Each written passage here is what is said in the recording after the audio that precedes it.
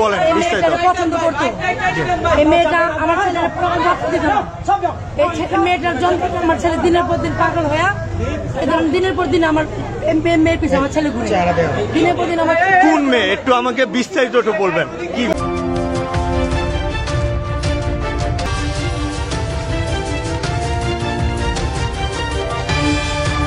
সরাসরি যুক্ত আছি ঢাকার বংশাল এলাকায় আগামাসি লেনে।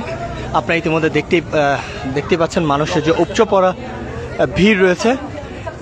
একটা রেষারেষি না যেতে যেতেই আরেকটি ঘটনা ঘটে গিয়েছে রহস্যময়, এবং আগামাসি লেনে এক যুবকের লাশ উদ্ধার করা হয়েছে এবং সেগুলো আমরা বিস্তারিত জানার চেষ্টা করব। এই বাসার মধ্যে লাশটি উদ্ধার করা হয়েছে, ময়না তদন্তের জন্য নিয়ে যাওয়া হয়। আপনাদেরকে একটু দেখানোর চেষ্টা করব এই বাসার মধ্যে চারতলার মধ্যে এই সিঁড়িটির মধ্যে এক যুবকের লাশ উদ্ধার করা হয় আজকে দুপুর বিকাল 5টার দিকে এই ঘটনা ঘটে এবং আমরা যে বিষয়টি জানতে পারি সন্ধ্যা কয়টার দিকে উদ্ধার করেছেন দর্শক? কিছুক্ষণের মধ্যে যে সন্ধ্যার পরপরই আইনশৃঙ্খলা বাহিনীর সদস্যরা এসে লাশটি উদ্ধার করে যায়। আমরা এই মুহূর্তে দেখতে পাচ্ছি এই যে যুবকের মারা গিয়েছে, যে যুবকের লাশ উদ্ধার করেছে তার পরিবার এই মুহূর্তে এখানে অবস্থান করছেন। আমরা একটু পরিবারের থেকে একটু জানার চেষ্টা করব আসলে ঘটনা কি, বিস্তারিত সকল বিষয় আমরা জানার চেষ্টা করব। আপনার পরিচয়টা একটু বলবেন? আমার ছেলে আমার মা। আচ্ছা, কি হয়েছিল এই বাসায়, কি লাশ উদ্ধার হয়েছে, কেন কি? মার নাম হলো ফরিদা, মেয়ের নাম খাদিজা। এই মেয়ের জন্য সুসাইড করছে।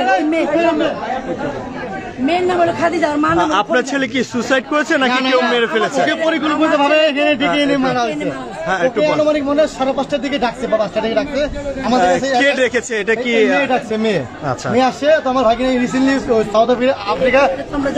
সাউথ আফ্রিকা যাওয়ার সে প্রস্তুতি নিয়ে নিচ্ছে অলরেডি।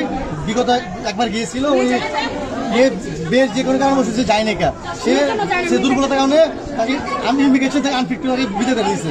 আবার তাকে আমরা রিকভারি টাকা খরচ করে এই আমাদের 1-2 তারিখে যাওয়ার কথা ছিল। তো মেয়ের সাথে দেখা করতে মেয়েটাকে ডাকছে।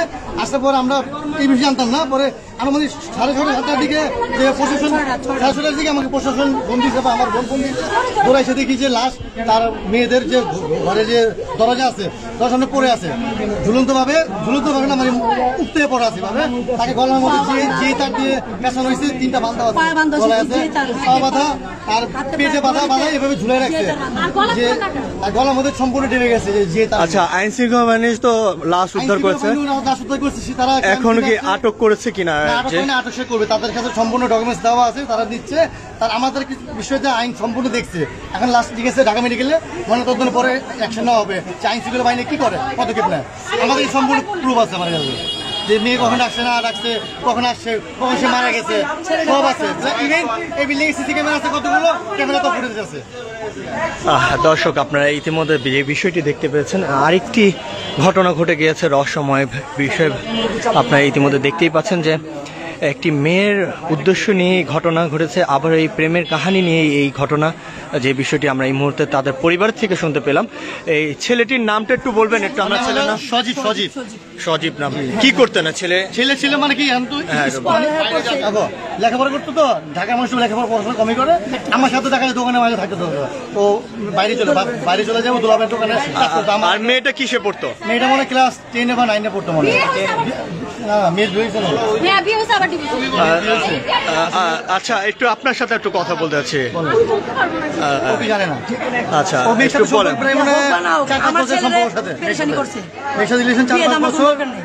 ইভেন ওকে কয়েকবার নিয়ে ডাকা হয়েছে যে ওর মেয়ে ফ্যামিলি আমার ভাগিনাকে পছন্দ করে না, করতেই পারে, পছন্দ না হইতে পারে, সবাইকে পছন্দ না করতে পারে। মেয়ের সাথে সম্পর্ক ওর সাথে ঠিকই আছে। এখন এই বিষয়টা কোনো গার্জেন চায় না যে কোনো ছেলে মেয়ে প্রেম করে বিয়ে করো বা ভেগে বিয়ে করো, ঠিক আছে না? এখন এই আমার ভাগিনা বাইরে চলে যাবে বলে মেয়েটাকে ডাকছে লাস্ট বার কথা বলার জন্য বা দেখা করার জন্য, যেখানে আমরা নেক্সট টাইম তার মোবাইলে যে ভয়েসগুলো আছে কি পাঠাচ্ছে না পাঠাচ্ছে সেগুলো আমরা এখন তো জব্দ করতে পারি নাই। ওটা প্যাটার্ন দেওয়া আছে, আমরা প্যাটার্ন খুলে দেখবো, আমাদের কাছে কিছু কপি রাখবো, আমরা আইনশৃঙ্খলা বাহিনীর কাছে একটা কপি দিব। এখন মেয়েটাকে কি বিষয় রাখছে, কেন রাখছে, কত সেখানে ছিল, কিভাবে মারছে, ওরা আগের বার আলটিমেটাম দিছিল যে সেকেন্ড বার যদি সাথে দেখে মেরে ফেলাই বসার কথা, ঠিক তাই ঘুরছে। এখন মানে হুমকি দিয়েছিল। ছেলের বয়স কেমন হবে? মানে 20 বছর। আচ্ছা, আপনারা কি সন্দেহভাজন বলছেন যে মেয়ের পরিবার বা মেয়ে এই কাজে হত্যা?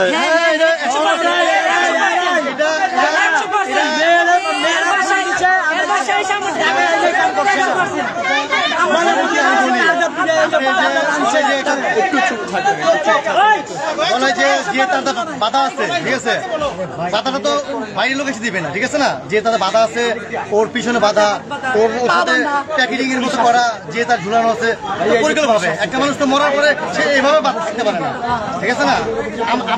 আপনারা এই ঘটনাটা কখন জানতে পারেন? আচ্ছা, লাশ উদ্ধার করেছে বললেন, কয়টার দিকে আসছে লাশ? ওনারা আসেন 9টা। এতক্ষণ সময় লেগে?